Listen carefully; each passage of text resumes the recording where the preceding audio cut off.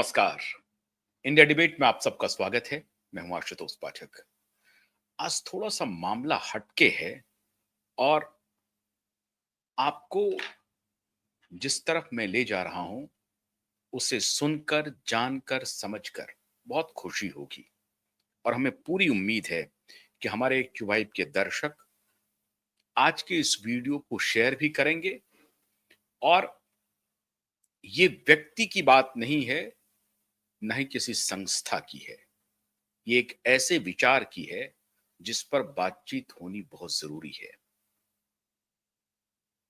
मोदी ने एक ऐसे अखाड़े में ताल ठोक दी है जिस अखाड़े को कभी इस बात की संभावना भी नहीं होगी या भान भी नहीं होगा कि मोदी इस तरह अखाड़े में आएंगे और अखाड़े में ताल ठोकेंगे और जंघे पर वार करेंगे। अब जंघे का जिक्र मैं क्यों कर रहा हूं, अखाड़े का जिक्र मैं क्यों कर रहा हूं, इस पर आने के पहले मैं थोड़ा आपको नेपथ्य में लिए चलता हूं, पीछे लिए चलता हूं, बल्कि महाभारत युग में लिए चलता हूं। महाभारत का प्रसंग यहां बहुत ही प्रासंगिक है, इसलिए उस प्रसंग को उद्धृत करना बहुत जरूरी है। गांधारी के बारे में आप सबको मालूम होगा, दुर्योधन के बारे में भी आप सबको मालूम होगा, बताने की जरूरत नहीं है। गांधारी को एक वरदान मिला था कि अगर जब उनकी शादी हुई धृतराष्ट्र के साथ, तो धृतराष्ट्र जन्म से ही अंधे थे। तो गांधारी ने प्रण किया कि चूंकि मेरे पति अंधे हैं, इसलिए मैं भी दुनिया को नहीं देखूंगी। और विवाह के बाद गांधारी ने अपनी आंखों पर पट्टी बांध लिया और जीवन पर्यंत वो पट्टी बांधे रही। एक ही इस वक्त आया, एक ही मौका आया जब गांधारी ने अपनी आंखों से पट्टी उतारा और इसके लिए उन्हें एक विशेष वरदान प्राप्त था कि जिस दिन वो आंख से अपने पट्टी को उतारेंगी और जिस किसी को भी वो देखेंगी वो अमर हो जाएगा। वो फिर उनको मृत्यु भी हरा नहीं सकती, मौत भी उन्हें हरा नहीं सकती। तो वो एक दिन कौन सा दिन था जब गांधारी ने अपनी आंखों से पट्टी को उतारा और गांधारी ने किसे देखा? महाभारत का युद्ध अपनी समाप्ति पर था।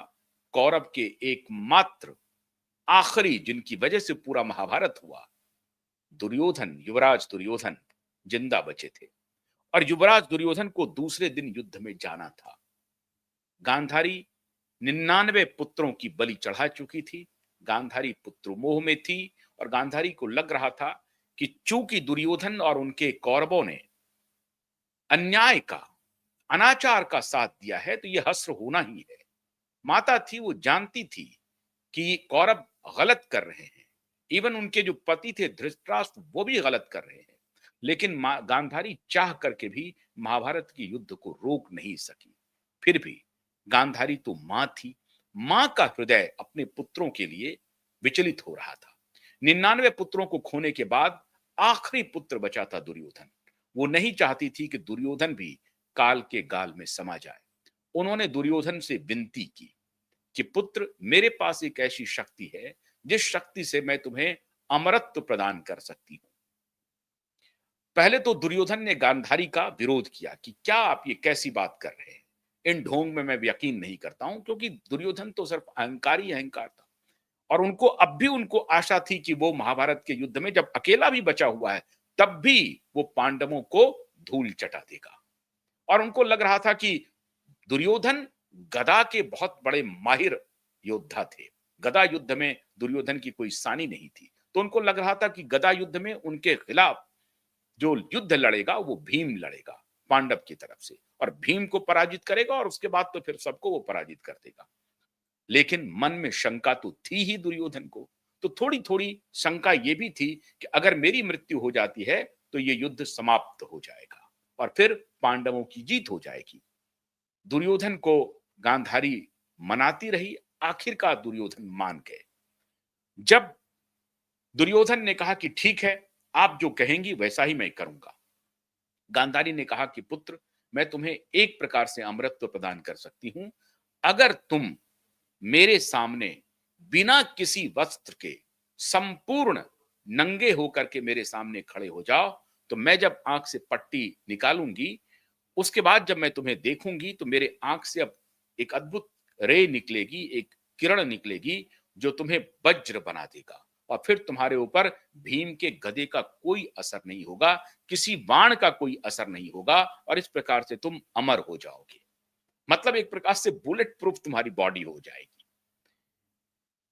दुर्योधन को लगा अगर ऐसी बात है तो ठीक है, मैं कर लेता हूं। फिर भी अब उन्हें यह शंका थी कि अब लेकिन मुझे तो जाना है अपनी मां के सामने नंगा होकर के। अब जो त्रिकालदर्शी हैं, 16 कलाओं के परिपूर्ण श्री कृष्ण को यह बात पता चली कि अगर ऐसा हुआ तो फिर अनर्थ हो जाएगा, और फिर दुर्योधन कभी मृत्यु को वर्ण नहीं होगा, मृत्यु दुर्योधन को छू भी नहीं सकेगी। श्री कृष्ण ने अपना चाल चलना शुरू कर दिया। वो गए दुर्योधन के पास, बोला बात तो ठीक है, आप जाओगे तो माता का आशीर्वाद आपको मिलेगा, आप अमर हो जाओगे, लेकिन कोई बात नहीं है, माता ने कहा है कि संपूर्ण नंगे होकर के आना है, ये नहीं कहा कि आप संपूर्ण इस तरह से नंगे हो जाओ, कुछ पहन लो, नाभि के नीचे और घुटने के ऊपर कुछ ऐसे वस्त्र का धारण कर लो ताकि तुम्हारी जो इज्जत है वो बची रहे। ये अच्छी बात नहीं है। चाल चल दी गई। दुर्योधन को लगा कि ऐसा हो सकता है, क्योंकि कृष्ण को मालूम था कि अगर दुर्योधन संपूर्ण नंगा होकर के गया तो फिर इसे मारने वाला कोई नहीं है। तो क्या ऐसा कारण हो सकता है, क्या हम बताएं दुर्योधन को जो दुर्योधन हमारी बात को मान ले। ये फिर कहने उनको मनाया गया। कई जगहों से आई इस तरह के वृतांत है महाभारत में। और आखिर में दुर्योधन को लगा कि नहीं, मैं अपनी मां के सामने मैं बड़ा हो गया हूं, मैं बच्चा नहीं हूं, मैं तो उनके लिए बच्चा ही हूं, लेकिन मैं एक प्रौढ़ हूं, युवा हूं, मैं इस तरह से कैसे जा सकता हूं अपनी माता के सामने नंगा। तो दुर्योधन ने नाभि के नीचे और अपने घुटने के ऊपर के जो शरीर का ये है उसको उन्होंने ढक लिया एक कपड़े से या केले के, इससे लोग अलग अलग चर्चा है, वहां उन्होंने ढक लिया और फिर वो माता के सामने उपस्थित हो गए। गांधारी ने कहा कि बेटे तुम संपूर्ण नंगे होकर के आ गए हो। दुर्योधन ने कहा कि हाँ मां, मैं बिल्कुल नंगा हूं, अब आप अपनी आंखों से पट्टी हटा सकते हैं। गांधारी ने आंखें खोली, पट्टी हटा, उन्होंने दुर्योधन को देखा। उसके बाद गांधारी कहने लगी कि पुत्र तुमने ये क्या किया, पुत्र तुमने ये अनर्थ कर दिया, ऐसा तुम्हें नहीं करना चाहिए, ये घोर अपराध कर दिया तुमने। मैंने तो तुम्हें कहा था कि तुम संपूर्ण नंगे होकर के मेरे सामने आओ, लेकिन तुम संपूर्ण नंगे नहीं रहे। कौन सी लज्जा, माता के सामने आने में कैसी लज्जा थी, क्योंकि गांधारी जानती थी कि अगर एक भी हिस्सा शरीर का दुर्योधन का अगर मैं नहीं देख पाया तो वही हिस्सा उनके मौत का कारण बनेगा। और ये दुर्योधन समझ नहीं पाए। उसके बाद बस एक ही तीर जो कमान से निकल गई तो फिर वापस नहीं आ सकती। एक ही वरदान मिला था गांधारी को, और गांधारी ने उस आखिरी वरदान का प्रयोग अपने पुत्र के लिए कर लिया। खैर, अब ये बात हुई, उसके बाद युद्ध शुरू हुई। वो एक हिस्सा था जिस पर वार से तब तक दुर्योधन की जान बची रहती, चाहे उनका सर टूट जाए, हृदय टूट जाए और भी कोई अंग टूट जाए, लेकिन दुर्योधन की मृत्यु नहीं हो सकती जब तक कि उस अंग पर वो अंग सही सलामत है। अब युद्ध शुरू होता है। युद्ध शुरू होता है दुर्योधन और भीम के बीच में। मैं जो ये आपको बतला रहा हूं, जब आगे बात में बताऊंगा फिर इस रेफरेंस को आप बड़ी आसानी से समझ पाएंगे कि मैं क्यों आज गांधारी, दुर्योधन और भीष्म का जिक्र कर रहा हूं, महाभारत का जिक्र कर रहा हूं, और प्रधानमंत्री के उस अखाड़े से क्या संबंध है, और प्रधानमंत्री ने जंघे पर कैसे वार किया है। तो दुर्योधन पहुंचे भीष्म के पास, लड़ाई शुरू हुई, युद्ध शुरू हुआ। कृष्ण ने इशारा किया, to cut the long story short, मैं संक्षेप में सिर्फ बता रहा हूं, कृष्ण ने भीष्म के भीम के तरफ इशारा किया कि भीम, इससे तुम पूरी जिंदगी भी युद्ध लड़ते रहोगे तो तुम दुर्योधन की मृत्यु को नहीं देख सकते हो जब तक तुम जंघे पर वार नहीं करते हो। दुर्योधन, भीम को इशारा मिला, भीम ने जंघे पर वार किया और फिर दुर्योधन गिरा और फिर वो संभल नहीं सका। उसके बाद दुर्योधन की मृत्यु हो जाती है और फिर बाद में तो ये इतिहास है, आपको मालूम है कि इस मृत्यु के बाद विलाप करती है गांधारी, और गांधारी ने उसी वक्त कृष्ण को श्राप दिया था कि जैसे कुरुकुल का मतलब कौरव वंश का नाश हुआ है, उसी प्रकार से यदुवंश का नाश होगा। और फिर कालांतर में जो कुछ हुआ वो सब आप जानते हैं, इसे बताने की जरूरत नहीं है। मैंने आज उस जंघे पर वार का जिक्र क्यों किया मित्रों? प्रधानमंत्री तीसरी दफा जब प्रधानमंत्री बने हैं, उन्होंने अपना सारा काम लगभग पूरा कर लिया है। लगभग मतलब जो जो उनके एजेंडे में था, जो भारतीय जनता पार्टी का प्रतीक्षित एजेंडा रहा है, उसको जब उन्होंने पूरा कर लिया, जैसे धारा 370 को हटाना, राम मंदिर के निर्माण में अपनी भूमिका स्पष्ट करना और यूसीसी कॉमन सिविल कोड को लाना, उस पर भी वो अडिग हैं, वो लाकर रहेंगे। अभी एनआरसी सीएए की बात चल रही है, वो यूसीसी भी ला करके रहेंगे किसी भी सूरत में, वो एक एजेंडा बाकी है। उसके बाद प्रधानमंत्री के लिए सबसे जो बड़ा टास्क है, उसके बारे में प्रधानमंत्री ने एक ऐसे अखाड़े में उतरकर दुर्योधन के जंघे पर वार किया है जिसकी आप कल्पना नहीं कर सकते। कम से कम प्रबुद्ध जन ने तो कभी सोचा नहीं होगा। इसलिए वहां पर मातम छा गया जब प्रधानमंत्री ये बात बोल रहे थे। क्या बोल रहे थे, कहां बोल रहे थे, कौन सा अखाड़ा था? प्रधानमंत्री एक देश के मशहूर मीडिया ऑर्गेनाइजेशन जो 1932 में शुरू हुआ, और शुरू भी करने वाले दरभंगा के रामनाथ गोयनका थे, जो वहां से कोलकाता गए, कोलकाता से फिर मुंबई आए और फिर अनेक अन्य शहरों में रहने के बाद दिल्ली, और उन्होंने इंडियन एक्सप्रेस ग्रुप की स्थापना की। उसी इंडियन एक्सप्रेस के जो सिक्स्थ लेक्चर सीरीज है, जिसमें पहले उन्होंने बिल गेट्स को भी बुलाया था, हमने काफी विरोध किया था उसका, लेकिन अभी इस जो ये जो सीरीज है, इसमें उन्होंने प्रधानमंत्री को बुलाया इंडियन एक्सप्रेस ग्रुप ने। इंडियन एक्सप्रेस ग्रुप कई आयामों से होकर के यहां तक पहुंचा है। शुरुआत में वो कांग्रेसी रहा, ग्रुप नहीं मतलब जो मालिक हैं रामनाथ गोयनका कांग्रेसी रहे, बाद में वो जनता पार्टी के साथ गए, इमरजेंसी में कांग्रेस के विरोध में भी खड़े रहे और जनसंघ के टिकट पर खुद रामनाथ गोयनका चुनाव लड़े।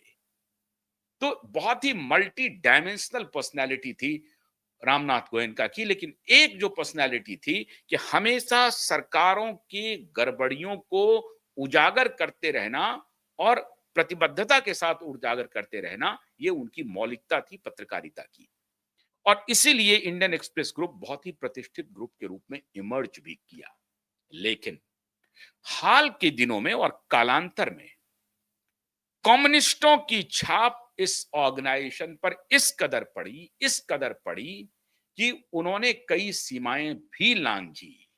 और आजकल तो मित्रों जो उनके संपादक हैं, मैं नहीं जानता, मैं कहना भी नहीं चाहता, मैं उनका जिक्र भी नहीं करना चाहता, लेकिन इन्हीं संपादक महोदय ने प्रधानमंत्री के समक्ष कहा था कि मुझे आपसे एप्रिसिएशन नहीं चाहिए, क्योंकि एक बार किसी मुख्यमंत्री ने हमारे स्ट्रिंगर को एप्रिसिएट कर दिया था हमारे मालिक के सामने में, गोयनका जी के सामने में, तो गोयनका जी ने उसी वक्त आकर के इंडियन एक्सप्रेस के तब के एडिटर को फोन करके कहा कि साहब उस स्ट्रिंगर को निकाल दीजिए, क्योंकि मुख्यमंत्री ने उसकी सराहना की है, इसका मतलब है कि वो सरकार के साथ हॉबनॉबिंग कर रहा है, इसलिए हमारी प्रशंसा मत कीजिए, हमारी नौकरी खतरे में पड़ जाएगी। इरादा तो वो था, लेकिन छिपी हुई बात कुछ और थी।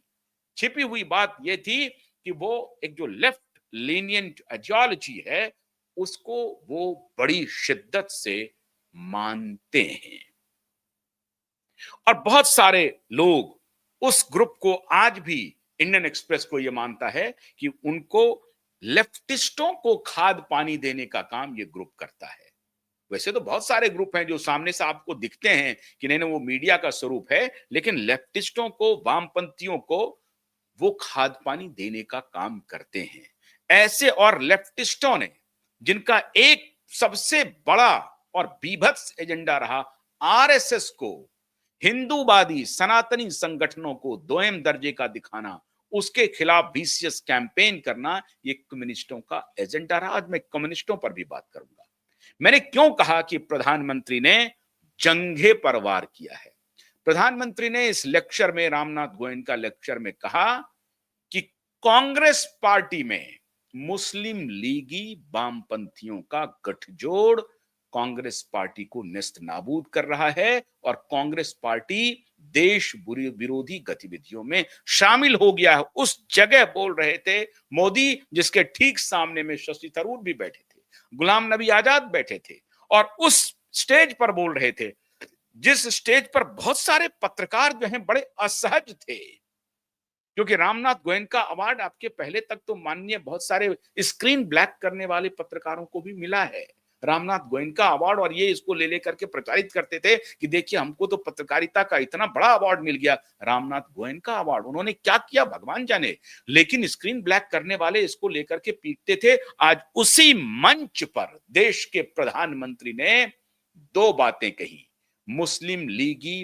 वामपंथी गठजोड़, और दूसरी महत्वपूर्ण बात, मेकाले पुत्रों को उन्होंने हेड ऑन लिया और कहा 1835 में जो एक विचार का जन्म हुआ, जिसके जनक मेकॉले थे, अंग्रेजी दां, अंग्रेजी सिर्फ भाषा नहीं, उन्होंने कहा कि भाषा के रूप में मैं अंग्रेजी का विरोधी नहीं हूं, लेकिन अपने भारतीय भाषाओं के पक्ष में 100% खड़ा हूं।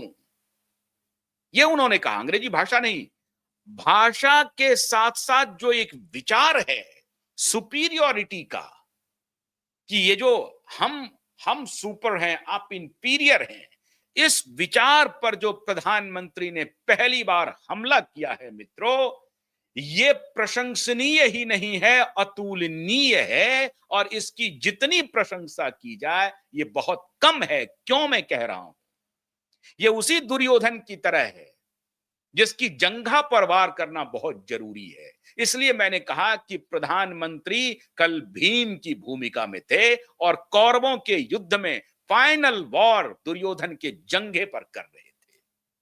यह अद्भुत बात है, और आज मैं बहुत प्रसन्न हूं मित्रों, बहुत प्रसन्न हूं, क्योंकि अभी तक शैक्षणिक संस्थानों में जो स्टूडेंट हैं, जो प्रोफेसर्स हैं, वो भी दक्षिणपंथी या सनातनी या हिंदुत्व को लेकर के अगर कोई बात करे तो उसे दकियानूस कहा जाता है, उसे पिछड़ा हुआ कहा जाता है, उसे कहा जाता है कि आप प्रोग्रेसिव नहीं हैं। ये प्रोग्रेसिव ब्रेन बनाने वाले लोग हैं। ये मेकॉले के जो पुत्र हैं, वरद पुत्र जिसको आप कहते हैं, मेकॉले के वरद पुत्र को लगता है कि वो अंग्रेजी में जिस बात को सामने रखेंगे इन वरद पुत्रों को, तो ये भारत की संस्कृतियों का, भारत के टेक्स्ट बुक्स का उदाहरण नहीं देंगे। ये वरद पुत्र क्या करते हैं, जब कोई आलेख लिखेंगे उसमें लिखेंगे ब्राजीलियन फिलोसोफर ने कहा, स्पेनिश स्पेनिश राइटर का ये कहना है, और ये लैटिन अमेरिका के एक राइटर हुआ करते थे, उन्होंने ये लिखा है। हाँ, ये चेकोस्लोवाकिया के, चेक गणराज्य के ये जो राइटर हैं, ये जो कवि हैं, उन्होंने ये लिखा है। ये बम्बार्डिंग करते हैं दुनिया भर के कुछ कुछ जो फूहड़ लेखक अच्छे भी होंगे, लेकिन उनका जिक्र करके आपको लगता है कि इनके पास ज्ञान का एक्सेस बहुत ज्यादा है और ये ज्ञान को डिकोड करने में आपसे बहुत आगे हैं। ये कभी इसका नहीं कहेंगे कि ऋग्वेद में इसका जिक्र है, यजुर्वेद में इसका जिक्र है, या उपनिषद में इसका ये है, तैत्रीय उपनिषद में ये है, मुंडकोपनिषद में ये है, कठोपनिषद में ये है, इसका जिक्र नहीं करेंगे। ब्राजीलियन राइटर ने ये कहा। ये मेकाले पुत्रों को, ये जो वरद पुत्र हैं, ये अलग अलग विश्वविद्यालयों में हैं, और उसमें खास विश्वविद्यालय जिनका मैं नाम बिना लिए आप समझ जाएंगे। कुछ विश्वविद्यालय राष्ट्रीय राजधानी क्षेत्र दिल्ली में है, कुछ विद्यालय बंगाल में भी है, वहां भी ऐसा चलता है। तो इन विश्वविद्यालयों में जो ये हेजीमनी थी, ये जो प्रभुत्व था मेकाले वरद पुत्रों का, जिनको उस भाषा से नफरत, भारतीय भाषाओं से नफरत, संस्कृत से नफरत, तेलुगु से नफरत, तमिल से नफरत, मराठी से नफरत, बंगाली से नफरत, असमी से नफरत, कन्नड़ से नफरत, इनको नफरत, हिंदी से नफरत, अंग्रेजी से प्रेम, सब कुछ अंग्रेजी में। हमारे सुप्रीम कोर्ट में आज भी सब कुछ अंग्रेजी में चल रहा है। पटना में एक एडवोकेट महोदय ने कहा, एक जज साहब ने कहा कि why you are arguing in front of me if you know that I, even you know that I do not understand Hindi. तो एडवोकेट साहब ने कहा यही तो मिलॉर्ड रोना है, हुजूर यही तो रोना है कि आपको हिंदी समझ में नहीं आती और हमको अंग्रेजी समझ में नहीं आती। तो यहां तो इंटरलोक्यूटर है, यहां तो द्विभाषी यहां पर बैठा हुआ है, तो द्विभाषीय का इस्तेमाल करिए, आप द्विभाषीय से पूछिए। लेकिन ये मैं अंग्रेजी सीख करके आपसे आर्गुमेंट करूंगा, ऐसा नहीं हो सकता है। कल प्रधानमंत्री ने इस अखाड़े पर कहा कि स्पेन में बड़ा तो स्पेनिश बोला जाता है, जापान, रसिया और चाइना अंग्रेजी में तो सब बात नहीं करता है। उसने उन्होंने जापान का उदाहरण दिया, रसिया का उदाहरण दिया, चाइना का उदाहरण दिया। ये सारी सभ्यताएं और ये सारी अर्थव्यवस्थाएं भारत से बहुत आगे है। उसके बारे में उन्होंने जिक्र किया, जिनको अपने स्वभाषा पर या स्वभाषा के साथ प्रेम नहीं, वो राष्ट्रवादी कैसे होगा। तो कम्युनिस्टों का जो ये अलायंस था, आज में कम्युनिस्टों के जो जनक थे श्रीपद अमृतपद डांगे साहब, वो कैसे, बड़े ही धुरंधर ब्राह्मण थे, वो नासिक के देशस्थ ब्राह्मण थे श्रीपद अमृतपद डांगे। बड़े उनके पिताजी बहुत बड़े ऑफिसर थे, सरकारी अधिकारी थे और बड़े जमींदार थे। पैलेस्टियल बिल्डिंग में रहते थे श्रीपद अमृतपद डांगे। और उन्होंने एम एन रॉय के साथ मिल करके और फिर कम्युनिस्ट पार्टी में, उसमें फिर हुसैन साहब भी आए, बहुत सारे लोग आए, उस पर तो मैं अलग से एक दिन बात करूंगा। और इसी श्रीपद अमृतपद डांगो को इन कम्युनिस्टों ने 1981 में पार्टी से ही निकाल दिया, फिर अपनी बेटी के साथ इन्होंने पार्टी का निर्माण किया। तो कम्युनिस्टों के इतिहास पर फिर बाद में कभी चर्चा करेंगे। और इनके ऊपर यह भी आरोप लगा कि इन्होंने ब्रिटिश एम्पायर के साथ, ब्रिटिश शासन से माफी भी मांगी। जो कम्युनिस्ट प्रचार करते हैं माफी वीर कहते हैं वीर सावरकर को। माफी वीर सबसे, इनके जो सबसे बड़े फाउंडर थे श्रीपद अमृत डांगे, उनके भी इतिहास इसी से लिखे हुए हैं। कहां पे, कौनपुर कॉन्स्पिरेसी उसको कहते हैं, KARW होता है, कौनपुर लिखा जाता था, काव से होता था कौनपुर, अब तो कानपुर होता है। तो कानपुर कॉन्स्पिरेसी जो था, बोल्शेविक कानपुर कॉन्स्पिरेसी, उसमें उसमें ये लोग गए थे। उसमें 2-3 मुस्लिम भी थे, हुसैन साहब भी थे और भी थे, उस्मानी जी भी थे, ये सारे लोग थे। इन लोगों ने माफी मांगी, कई लोगों को माफी भी मिली। लेकिन मैकॉले की जो विचार है, मैकॉले का जो सोच है, जिन्होंने भारतीय ज्ञान परंपरा को तहस नहस किया, उस पर कल प्रधानमंत्री ने हमला किया और गदा से हमला किया। कैसा हमला किया? प्रधानमंत्री ने कहा 1835 में जो विचार पनपा था, जिसकी बीज बोई गई थी, जो वृक्ष बन गया है, उस वृक्ष को 2035 में समूल जड़ से खत्म कर दूंगा। मैं सैल्यूट करता हूं नरेंद्र दामोदर दास मोदी को, सैल्यूट करता हूं। भारत का कोई प्रधानमंत्री इस तरह की हिम्मत नहीं कर सकता, नहीं किया। आज नरेंद्र दामोदर दास मोदी ने उस अखाड़े पर चढ़कर कहा कि 2035 में, 1835 में जो बीज बोई गई थी, उसे समूल नष्ट कर दूंगा। पूरे देश को प्रधानमंत्री का स्वागत करना चाहिए, समूचे देश को, जो राष्ट्रवादी हैं, जो अपने देशी विचार पर, अपने देश पर गौरव करते हैं, अपने देश, अपने अतीत पर, दुनिया की सबसे प्राचीन सभ्यता पर जिनको गौरव है, उनको आज उठ खड़े होने का वक्त आ गया है। और प्रधानमंत्री को कहिए, आप 2035 का इंतजार मत कीजिए प्रधानमंत्री जी, आज 2025 के कहिए, दिसंबर आते आते 2031 दिसंबर 2025 को ही मैकालो के भरत पुत्रों की जो विचारधारा थी, और मैकालो की जो विचारधारा थी, उसको खत्म कर दीजिए, नस्त नाबूद कर दीजिए, हटा दीजिए। अंग्रेजी में सब बात होगी। और अंग्रेजी जिसको नहीं आता है वो मूर्ख, और जो अंग्रेजी दां है उसको हिंदी नहीं आती है, वो बड़ा टैलेंटेड, वो बड़ा योग्य। अरे मीडिया संस्थानों में जाइए, अंग्रेजी के पत्रकार को अधिक सैलरी, हिंदी वाले पत्रकार को कम सैलरी। इससे बड़ी बात और क्या हो सकती है? अंग्रेजी में आर्गुमेंट करने वाले बड़े लॉयर, हिंदी में आर्गुमेंट करने वाले छोटे लॉयर। अंग्रेजी में बात करने वाले डॉक्टर बड़े विद्वान डॉक्टर, हिंदी में बात करने वाले बहुत मूर्ख डॉक्टर। इसीलिए आयुर्वेद, इसीलिए नेचुरोपैथी नहीं देखा जाए, क्योंकि आयुर्वेद में संस्कृत का प्रयोग होगा, तमिल का होगा, तेलुगु का होगा, कन्नड़ का होगा, मराठी का होगा। वो नहीं, अंग्रेजी में बोलेंगे, टाई कोट सूट पहन लेंगे, बहुत अच्छी बात। आपकी जो सभ्यता की अच्छी चीजें हैं उसे अडॉप्ट करने में कोई गुरेज नहीं है, लेकिन विचार अडॉप्ट नहीं करेंगे। जापानीज सूट पहनते हैं, चाइनीज भी सूट पहनते हैं, लेकिन चाइनीज भाषा में बोलते हैं। रशियन सूट पहनते हैं, लेकिन रशियन भाषा में बोलते हैं। आपको क्या आपत्ति है अपने अपनी अपनी राष्ट्रभाषा पर गौरव? और हर बार, हर साल, हर वर्ष राष्ट्रभाषा सप्ताह मनाया जाता है भारत में। राष्ट्रभाषा सप्ताह हर वर्ष सितंबर माह में। और हर बार ये कहा जाता है जितने नवरत्न कंपनियां हैं हिंदी में प्रयोग करिए, बहुत अच्छा रहेगा। ये आज से नहीं चल रहा है, ये 1950 से चल रहा है, राजेंद्र बाबू के जमाने से चल रहा है, लेकिन प्रयोग कोई नहीं कर रहा है। तो इसको कहते हैं सुपीरियोरिटी कॉम्प्लेक्स, लोगों के जहन में डालना, और तुमको अपने देश के ऊपर, अपनी सभ्यता के ऊपर, अपने ज्ञान के ऊपर, अपने विज्ञान के ऊपर कमतर का भाव अपने मन में पैदा करना, उसे बढ़ाना। और ऊपर वाले आपको लुक डाउन करेंगे, अंग्रेजी लोग आपको लुक डाउन करेंगे। रोमिला थापर को पूछा गया कि संस्कृत भाषा आपको आती है? कहा नहीं आती, नहीं आती। फिर आप केस लेकर के क्यों आए हैं राम मंदिर के खिलाफ? कोई जवाब नहीं था इनके पास। एजेंडाधारियों को प्रधानमंत्री नरेंद्र दामोदर दास मोदी ने जिस तरह से कल कहा है कि 2035 में मैं 1835 के जड़ को खत्म कर दूंगा, पूरे देश को प्रधानमंत्री की तारीफ करनी चाहिए। यह मामला विचार से जुड़ा हुआ है, यह मामला भारत से जुड़ा हुआ है, यह मामला प्रधानमंत्री से जुड़ा हुआ नहीं है। यह ऐसा नहीं है कि भारतीय जनता पार्टी के एक नेता ने कह दिया, नहीं।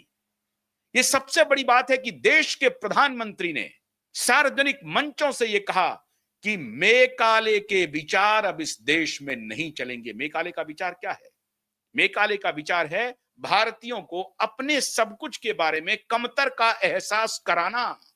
तुम्हारा कुछ भी अच्छा नहीं है, तुम गोबर हो, तुम किसी लायक नहीं हो, हम सभ्य हैं, हम सुशील हैं, हम इलीट हैं, हम तुम्हें जो बताएंगे उसी से तुम चलोगे। यह है मैकॉले का विचार। और इसी मैकॉले के इसी विचार ने देश के विश्वविद्यालयों को प्रभुत्व में रखा, और अंग्रेजी स्कूल का जो विस्तार हुआ, यही मैकॉले पर के ऊपर तो बहुत लंबी चर्चा हो जाएगी। मैकॉले ने क्या किया, ब्रिटिश संसद में जाकर के क्या कहा भारत के बारे में, ऑन रिकॉर्ड है, ब्रिटिश लाइब्रेरी का हिस्सा है। बहुत सारे षड्यंत्र चले। मैकॉले ने देश को तोड़ने के लिए हिंदुओं को जातियों में विभाजित करने का बड़ा प्लान लाया। 1840 तक भारत का लिटरेसी रेट क्या था पता करिए, ब्रिटिश लाइब्रेरी में पड़ा हुआ है। भारत सोने की चिड़िया थी। इन इन इन माफियाओं ने, इन लुटेरों ने, ब्रिटिशर्स ने, ये फ्रेंच डच लुटेरों ने भारत को जो लूटा, मुगलों ने जो भारत को लूटा, तो भारत की ये स्थिति हो गई कि हम इतने भीड़ू हो गए, इतने डरपोक हो गए कि अपने ऊपर हमने भरोसा ही खो दिया।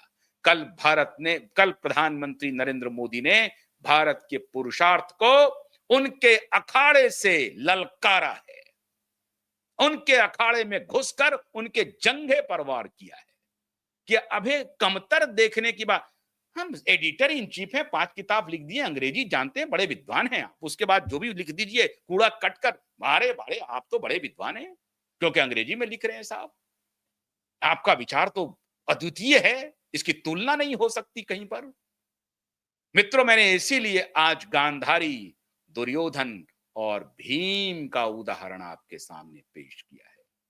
हमारे देश के प्रधानमंत्री एक दूसरे महाभारत युद्ध की शुरुआत कर चुके हैं और उन्होंने टाइमलाइन दिया है 2035 का। मैं तो कहूंगा 2035 का इंतजार मत कीजिए। अपने बच्चों को, अपनी पीढ़ियों को बताइए कि तुम कितने ज्ञानवान हो। तुम्हारे पास जो भारतीय ज्ञान परंपरा है उसका शोध करना शुरू करो। और ये हेल्थ केयर में सबसे ज्यादा महत्वपूर्ण है। ये खान पान, रहन सहन, वेशभूषा, हर तरह से आपको कमतर बना दिया, आपको डीजेनरेट किया, आपको डिग्रेड किया, आपका जेनरेशन लॉस हो गया है।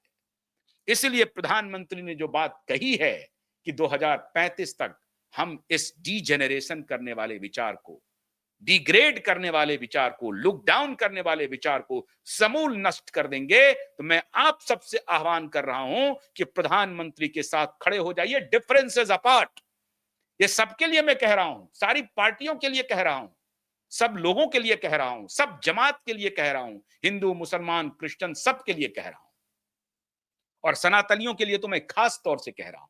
अपने डिफरेंसेस को भुला करके प्रधानमंत्री की इस अभियान में आप जुड़िए, और किसी अभियान में जुड़े ना जुड़े, लेकिन प्रधानमंत्री ने जो ये नारा दिया है कि हम मैकॉले के विचार को 2035 तक समूल नष्ट कर देंगे, इससे उत्तम बात कोई हो नहीं सकती। और सबसे खुशी की बात तो मित्रों ये है कि देश का प्रधानमंत्री स्वयं सार्वजनिक मंच से ये बात कह रहे हैं, और ऐसे मंच से कह रहे हैं जो सबसे बड़ा अखाड़ा है मैकॉले का।